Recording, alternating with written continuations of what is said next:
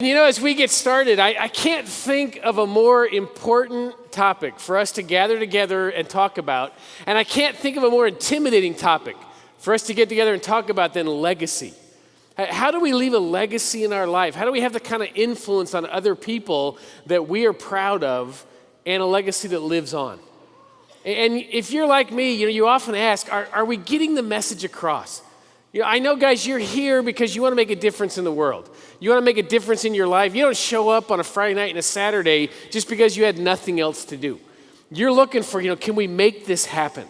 And I know that whoever the important people are in your life, you're asking, is the message getting across? And so, of course, I was asking that question. I've had the privilege of raising 3 sons.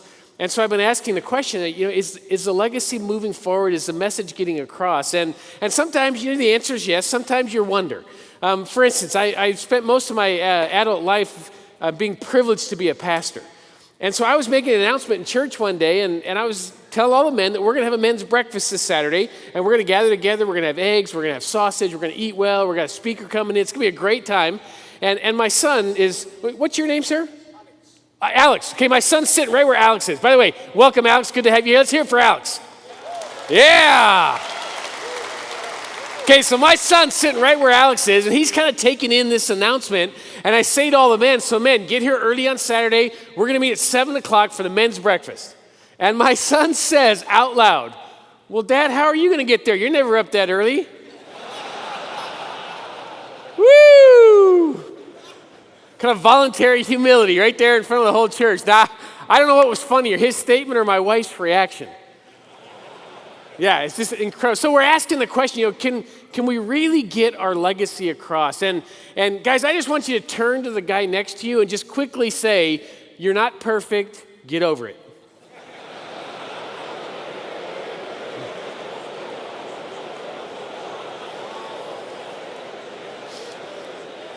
Because, guys, having a legacy, it's not about getting it all perfect. It's not about doing it right every time. Having a legacy is about continuing on. And just take courage. Next time you aren't exactly perfect in passing on what you think is important in your life, just remember, if you were perfect, we would crucify you. So if you brought your Bibles with you, I'd encourage you to open up to Psalm 127. What I want to talk to you about this morning is that there are 3 roles that God has given us as men that help us move our legacy forward.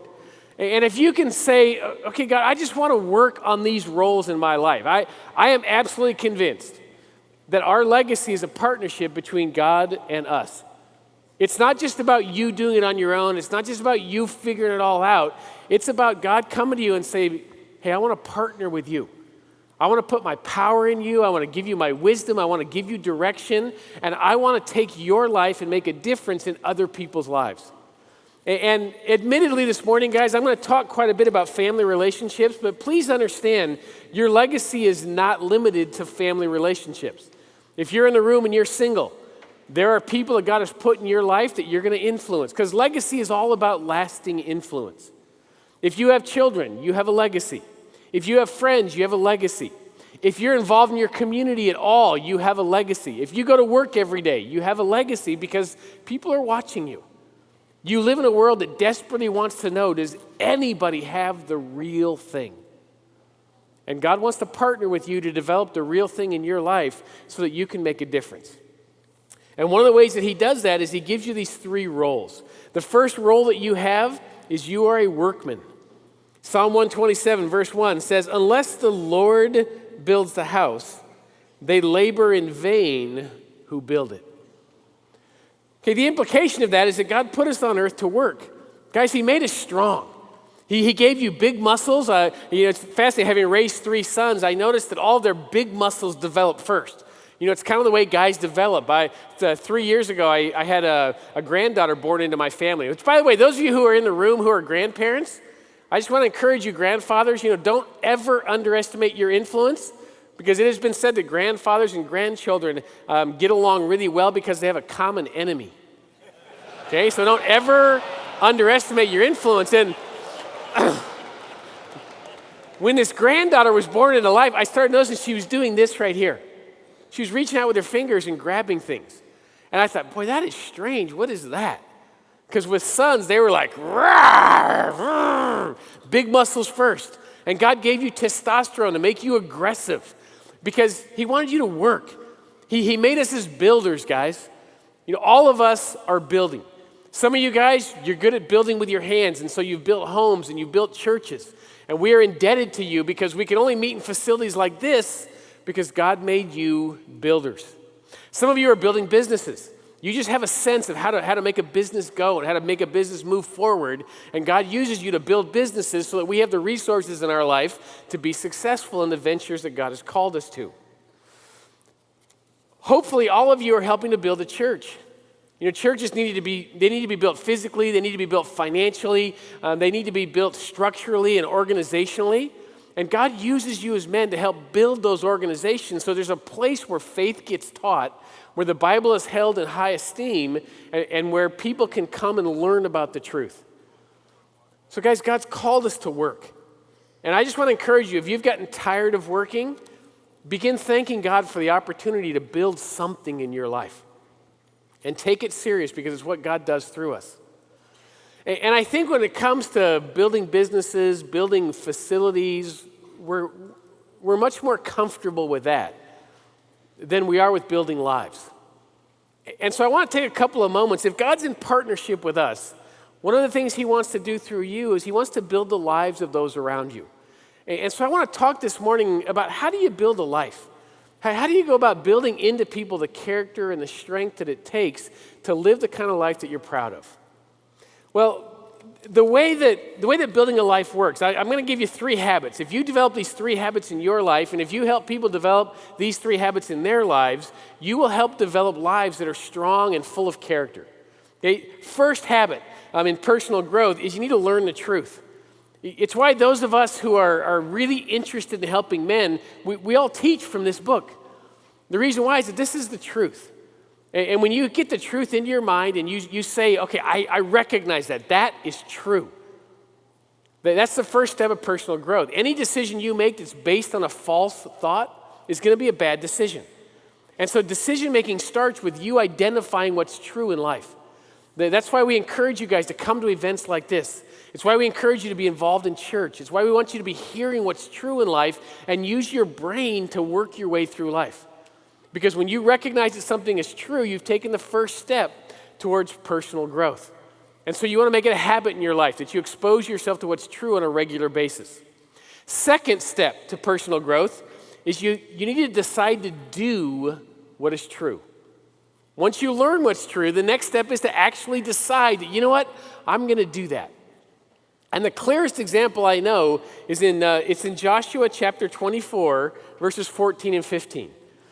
Now, what I discovered in life is that most decisions intellectually are pretty clear. Like if I were to ask you what's true, intellectually you can tell me most of the time, yes, that's true.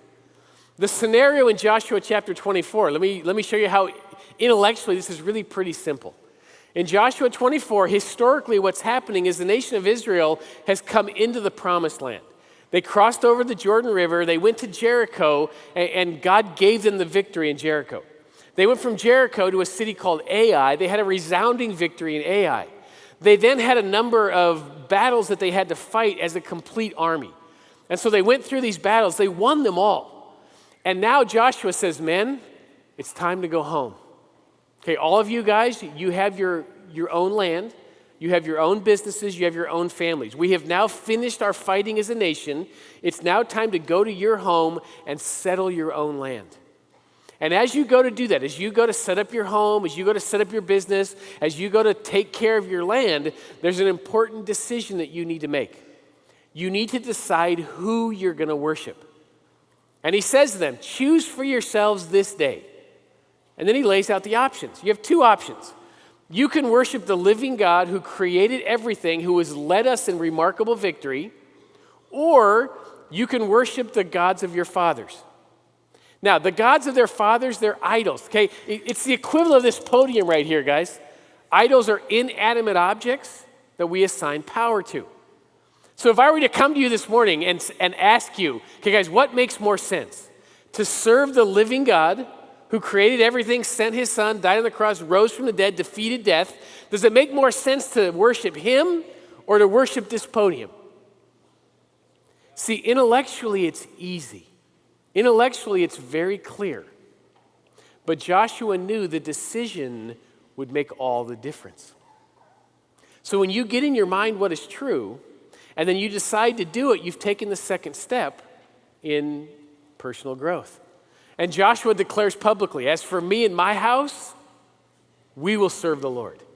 So he puts his decision on record. And I just want you to think with me for a moment, guys. What if people that we say are heroes of our faith didn't do what they knew to be true? What if Joshua didn't serve the Lord? Last night you heard from Doug the story of Abraham. In Genesis chapter 12, verse 1, God said to Abraham, Abraham, leave your country, your people, and your father's household, and go to the land I will show you. I will make you into a great nation. I will bless you. I will make your name great, and you will be a blessing. I will bless those who bless you, and whoever curses you I will curse, and all the peoples on earth will be blessed through you. Guys, what if Abraham didn't go? Now, to his credit, Abram left. What if Gideon had kept his army? In Judges chapter 7, early in the morning, Jerubbaal, that is Gideon, and all his men camped in the spring of Harod. The camp of Midian was north of them in the valley near the hill of Moreh. The Lord said to Gideon, you have too many men for me to deliver Midian into their hands. Okay, now imagine you're Gideon. You have an army of 32,000 men. You're ready to go into battle against the Midianites, and you're thinking, we're in pretty good shape. This battle, 32,000 men, we're about right. And God comes to you and says, hey, Gideon, there's only one problem. You have too many men. So Gideon says, okay, what do you want me to do? And God says, well, just tell the men, any of you that don't want to fight, you're free to go, no consequences. 22,000 men go home. Now you're thinking, I have still got 10,000. And I got the 10,000 that are real men. And these guys, their hearts are on fire. With 10,000, we can probably do this. So he goes to God and says, okay, God, we're ready. I got 10,000, we're good to go. God says, just one problem, Gideon. You still have too many men. So what I want you to do, take them down to the water, tell them to get a drink of water. Any of the guys that get down and lap up like a dog, send them home. Any of the men that reach down and pull water up to their mouth to drink, you keep them. The implication is the men who are bringing water up to their mouths, they're alert. They're looking around to see what's happening. The rest of the men are so worried about their personal needs that they've lost sight of what's going on around them. So God says, keep the men that bring water to their mouths. Out of the 10,000, 300 did it right. God says, now we're ready. So where's your confidence level, guys, going from 32,000 to 300? And then he says, wait, we still have a problem. They have the wrong weapons. Get rid of all those swords and spears. I want all the guys to go out and get a clay pot and a trumpet. Wow. Now, if you've read the story, you know it was the greatest victory of Gideon's life. With 300 men, a musical instrument, and kitchen utensils, they defeated the army. Now imagine if Gideon hadn't listened and instead went into battle with 32,000. It wouldn't have gone well. But he did what God had clearly revealed to him. Luke chapter 9, what if the disciples hadn't brought the 5 loaves and the 2 fish? This is one of my favorite stories that illustrates how God works with men. Luke 9, late in the afternoon, the 12 came to him and said, send the crowd away so they can go to the surrounding villages and countryside, find food and lodging, because we are in a remote place here. Now to the guys' credit, they recognize there's a need. 5,000 men have showed up with their families. Okay, there's probably somewhere between 12 and 15,000 people on the premises. They have been doing ministry all day long. The men start to realize, hey, these guys need to eat. We have a lot of people here, and they need to do something. So they brought the need to Jesus. Jesus looked at them and said, you give them something to eat. Whoa, wow. So they went and found everything they could find. Okay, their resources added up to 5 loaves and 2 fish. And they brought them to Jesus. And guys, for any of you who have ever felt that way, you feel like I'm trying to have a legacy, I'm trying to make a difference. The need is huge, and I have this little bit of resources to work with. For any of you that have ever felt that way, take heart. Because these men brought what little they had, the equivalent of 2 lunches. They brought it to Jesus, and Jesus said, I can work with that.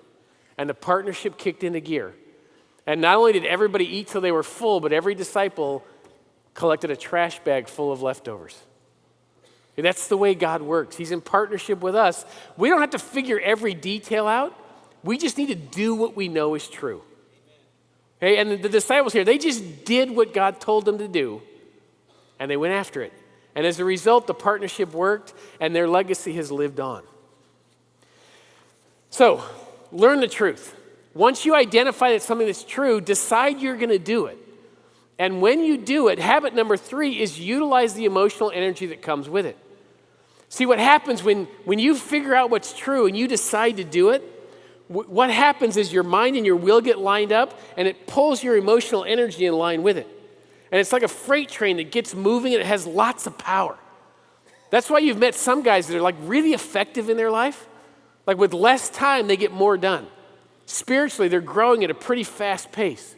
They're getting wisdom and discernment about things in life that sometimes seems fuzzy to everybody else. The reason why that happens is when you get what you know to be true lined up with your decisions, it pulls your emotional energy in line, and your life gets moving pretty quickly because you're not distracted. The problem we have in life is that most of us know what's true. Too many of us have decided to do something different. And what it does, it creates this distracted life where intellectually you know what's true, but because you're not doing it, it creates emotional turmoil, which affects all your relationships, your productivity, your wisdom level, your discernment, and you just live this distracted, frustrating life. And it's not that difficult to get it lined up again. If you just say, that's true, I'm going to do it, it pulls your emotional energy in line. And now you have your mind, your will, and your emotions all pointing at God's will for your life, and it causes motion. And that motion gets pretty exciting because you start making progress in areas that you've been frustrated in, and you start seeing your influence grow in a positive way.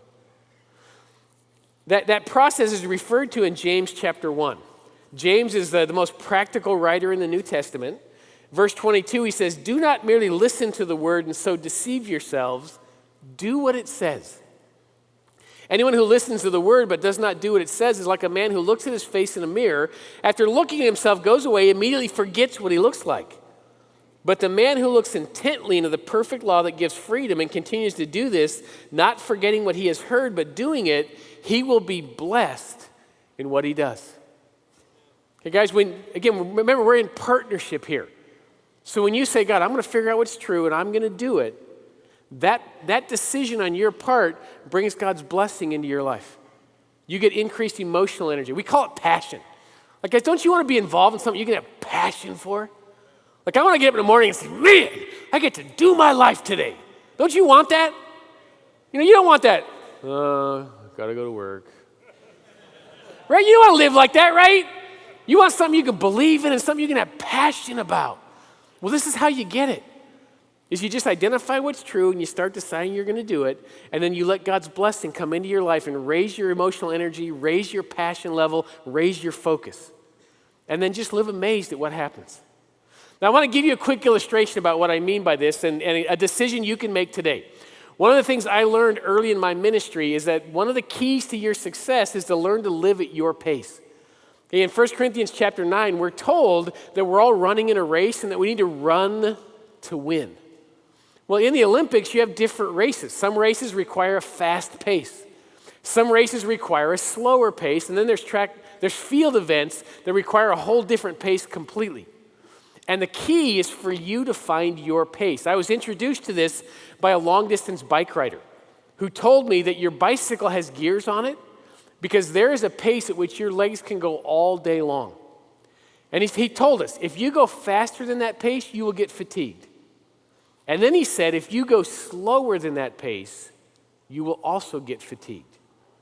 The key to going all day long is to find your pace and stay at that pace. And when he said it, I realized we're not just talking about bike riding, we're talking about life. Hey, some of you in this room have a very fast pace. Some of you have a slower pace. Doesn't matter compared to one another. The key is, are you running at your pace? And to help illustrate this, I thought, okay, how can I get guys to really grab onto this? And I thought, I bet if I use vehicles. Okay, so I'm going to give you 5 different options for the pace at which you can run. You ask yourself, which of these paces best fits who I am? Some of you in this room, you like muscle cars. Okay, you got a big engine, you like to go fast, and you like to go straight. Okay, you're actually disappointed that the car has a brake in it because you just like to go. You don't like distractions to the right and left. You're not really that concerned about the details because you can see where you want to go, and you want to get there as fast as you can, and you're a little scary when you turn. Okay, because you're going to look like you're out of control because you want to get back on the flat land, going as fast as you can, and you just want to mash on the accelerator because you like to go fast. Okay, some of you in the room, you're more like sports cars.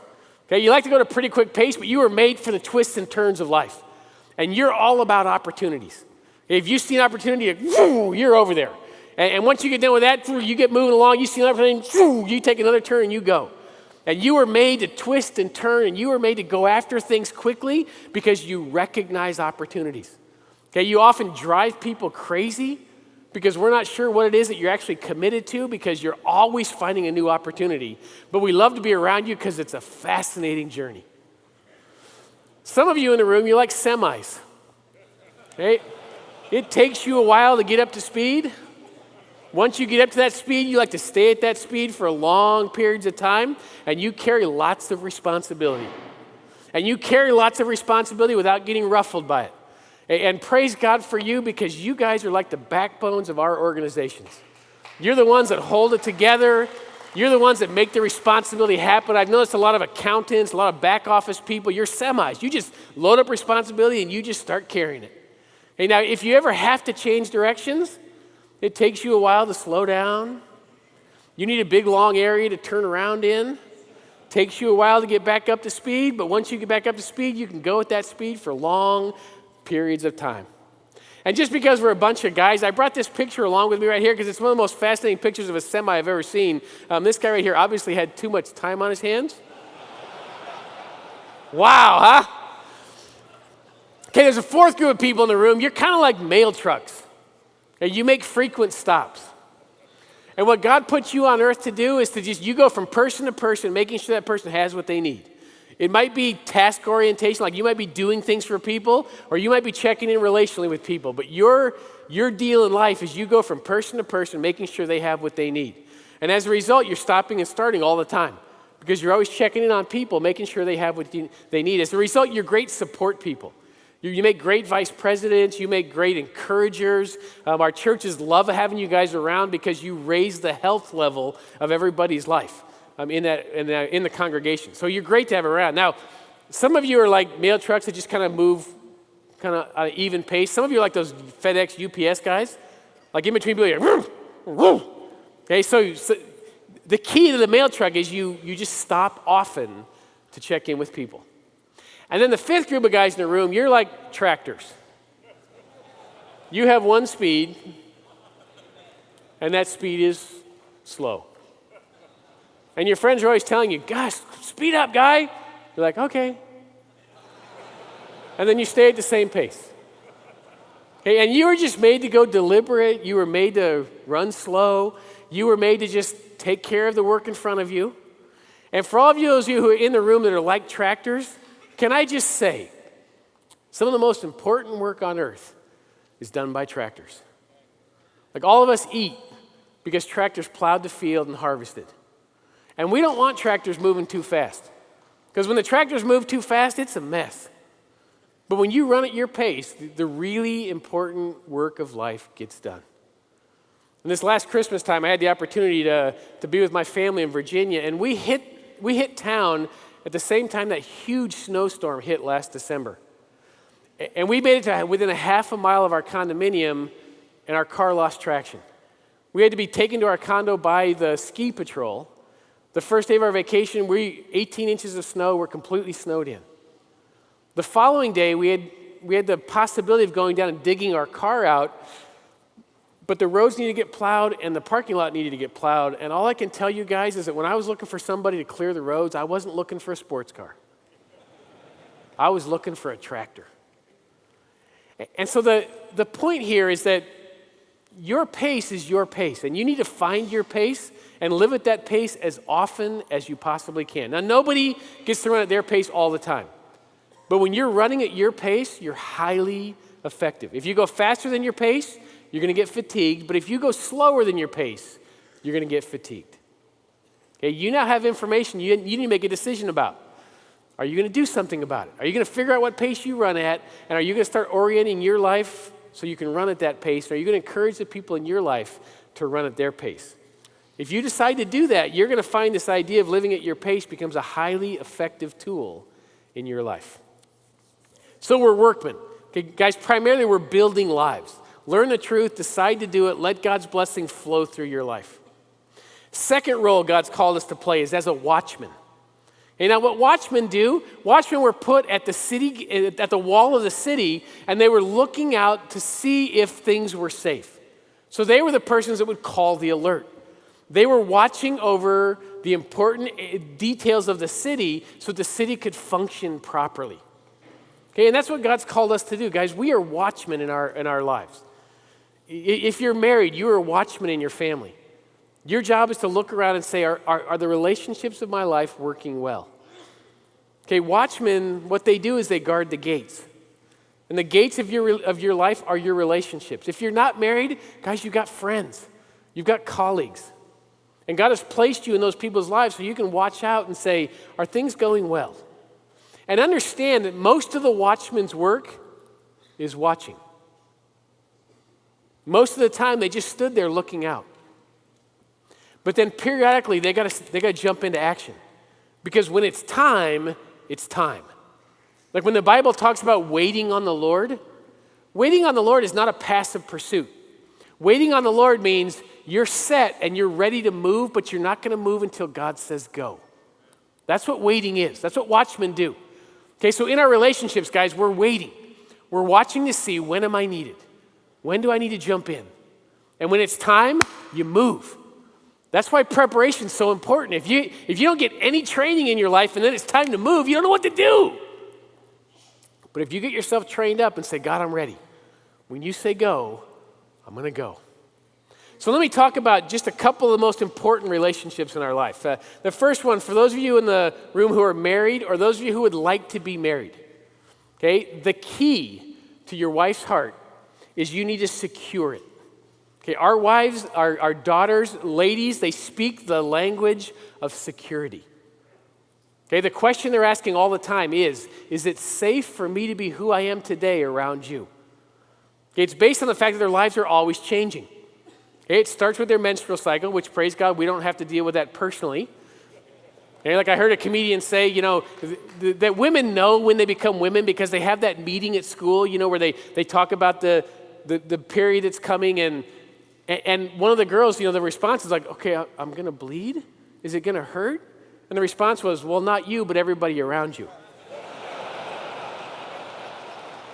Now, because their lives are always changing, they're asking the question all the time, is it safe to be around you? I don't know about you, but my wife, some days she is the most reasonable woman, actually the most reasonable person I've ever met in my life. Other days she wakes up and everything in life's intense.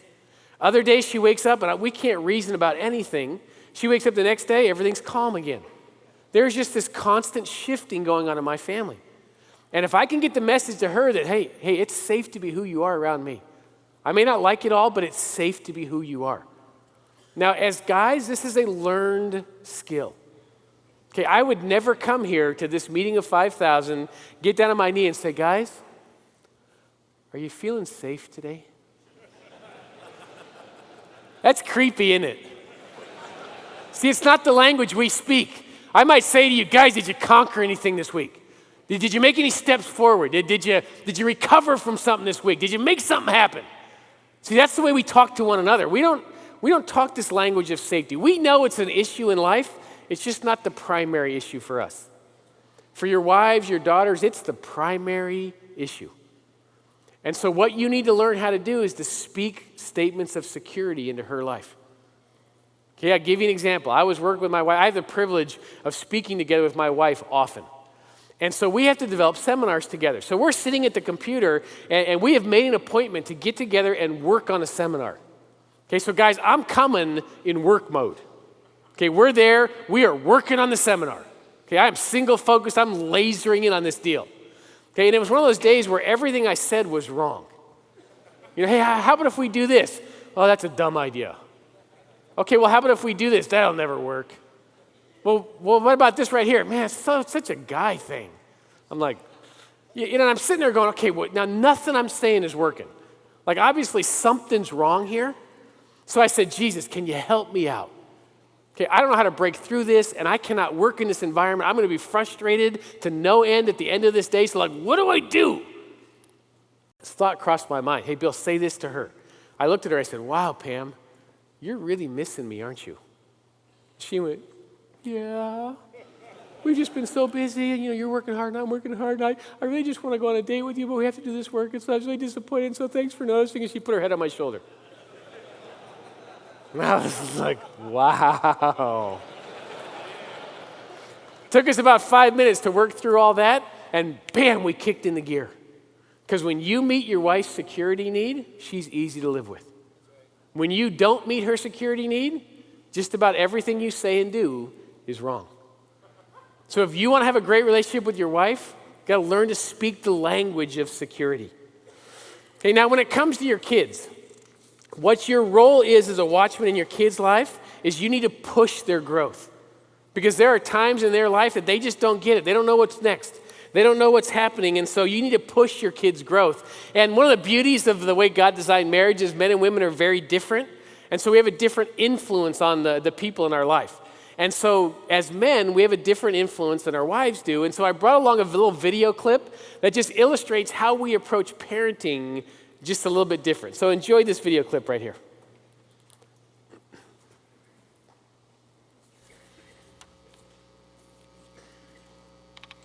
Mom, come quick. Devin fell off the monkey bars.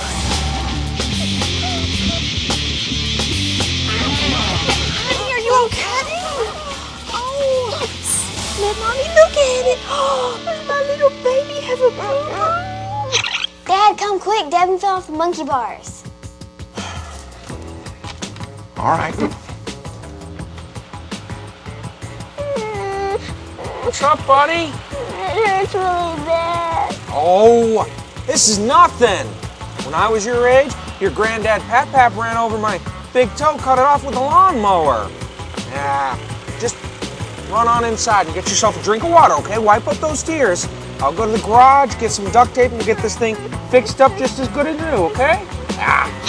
Julie, I want all of these dishes washed before you go to Lisa's. The dishwasher's so broken. I don't care. Use your hands. When I was your age, I used my hands for everything. I had to wash the clothes. I had to do the dishes. I milked the cows. Do you think you could do the dishes? I guess. Thank you. What are you doing? Mom told me to wash some dishes. What? Look at your little fingers. Not my princess. No little girl of mine is gonna work like a slave. We'll just throw these out and we'll get new ones. We'll just use paper plates all the time. We should just order takeout every night and then we would never have to do dishes again. Aw, look at my little Devin trying to take out the trash. Julie, get over here and take this trash out for Devin. He's way too little to handle that. Hey, what is going on? I told Devin to take out the trash, Devin. Hey, what are you doing? He's just a baby. Besides, Julie needs to learn some more responsibilities. He's not a baby anymore. He needs to learn how to be a man. When my grandfather was 6 years old, he was already working in the factory. When he was 6, you know what?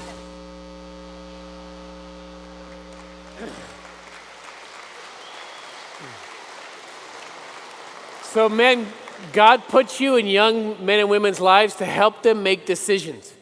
And what you're going to find is there are some critical moments in young men's lives that you need to be there for. Now, this applies to your daughters too, sons, if you have influence in young men's lives, because so many young men today don't have dads involved in their life, and we need to help fill that gap. And what you don't have to be there all the time. You just need to pray that God inserts you at the critical moments.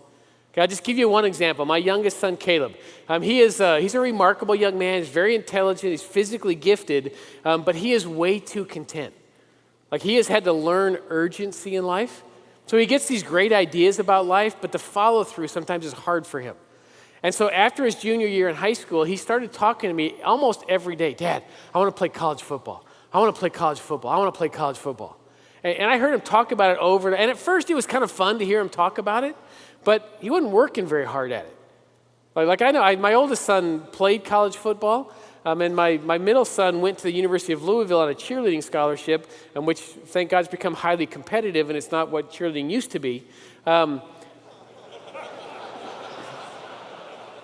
those of you, by the way, who are raising kids that are a little bit different, my youngest son, my middle son, Caleb, when he told me he was going to be a cheerleader, I was like, whoa, that's kind of strange. And, so I had to do a lot of research to find out what cheerleading was really like. So he lands at the University of Louisville on a scholarship. I'm thinking, okay, we kind of got adjusted to this. It's going well. Well, Circus Olay came to their team and said, we need some people to perform with us at the Super Bowl. Would you be interested?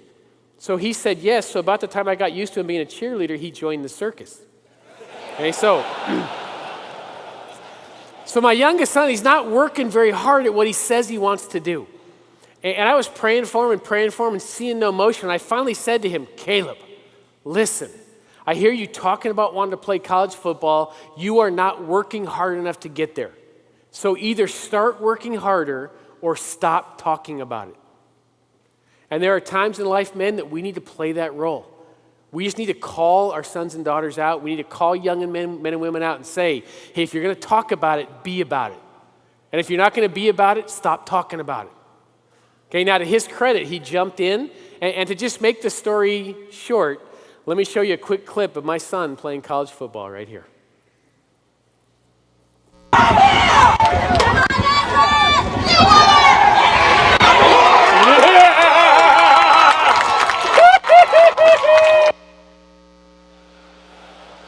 Yes, that was me on the film cheering for my son. Good stuff. So look for those critical moments. So you are a workman.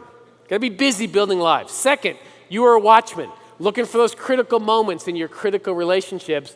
But third, you're a warrior. Notice in Psalm 127, verse 3, sons are a heritage from the Lord, children a reward from him. Like arrows in the hands of a warrior are sons born in one's youth. Blessed is the man whose quiver is full of them. They will not be put to shame when they contend with their enemies at the gates. Men, the reality of life is our lives are under attack. Our families are under attack. Our most important relationships are under attack. And the question is, are we going to fight the battle? Are we going to be warriors that jump into the battle and say, I may not get it all right. I might get a few scars along the way, but I am going to fight the battle. And there's four very distinct areas in which we need to fight this battle.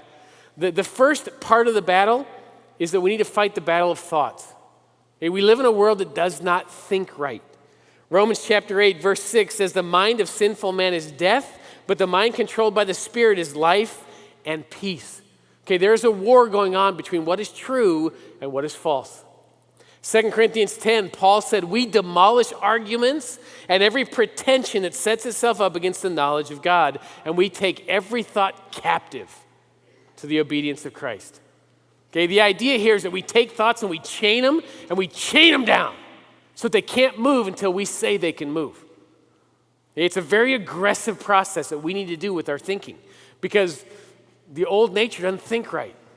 The world that we live in doesn't think right. And if we're going to do battle, we got to do the battle at the area of the thoughts. Okay? And there's always profound questions. My oldest son, homecoming weekend. Now, down in the States, homecoming is the big weekend in high school. He had big plans. He had decided he was going to win his football game. Then the next night, he was going to go to the homecoming event with his girlfriend. They were going to have a great time. Well, things were a little rocky with his girlfriend, but he didn't think they'd blow up that night. Well, Friday night, they lost the football game. He thought, well, maybe Saturday will go better. Saturday, his girlfriend left the event with another guy and took his car keys with her. So he had to make that phone call that no young man wants to make. Sir, I don't know where your daughter is, but I'm looking for her. So he went out with a couple of friends, started looking for where they were at, finally found her at a bowling alley where her and this other guy and a couple other people were bowling. He had to confront her, take her back to the high school so he could get his keys, drive his car, took her home to her house, broke up with her, of course, on the way home, delivered her to the house, drove back home. Now, this is a Saturday night. I'm working as a pastor at this point. I've got to preach 3 services the next morning. 2 a.m., I get a knock on my bedroom door. Dad, can I talk? Okay, game on. And he says to me, Dad, why does homecoming weekend of my senior year have to be the worst weekend of my life? It's one of the great questions of life. Why is it that people who do good suffer hard things? Is God good in the midst of the destruction of life? It's one of the great discussions of life. We need to fight that battle, guys, because we always want to decide on who God is based on our circumstances.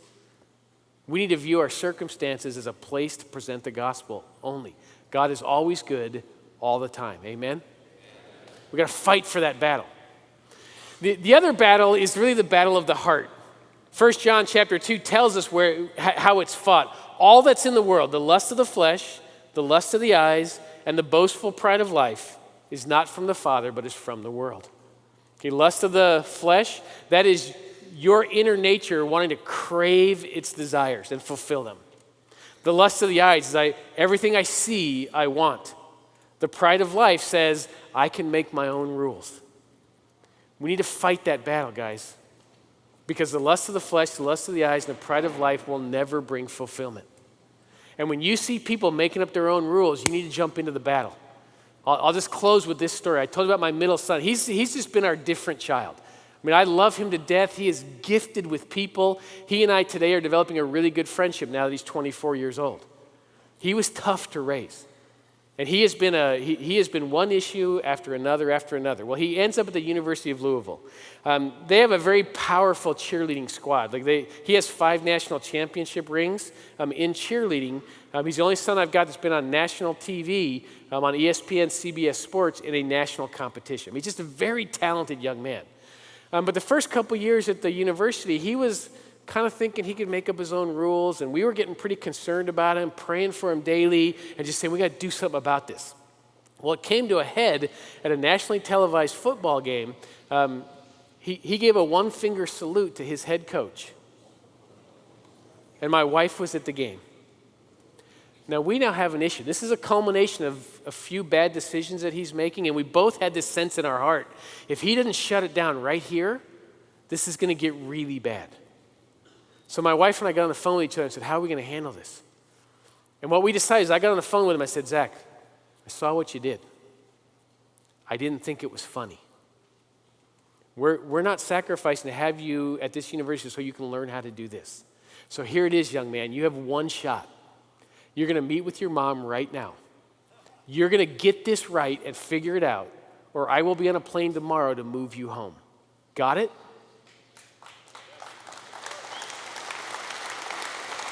Okay, guys, if you're a warrior, you're going to stick your nose into battles just like that.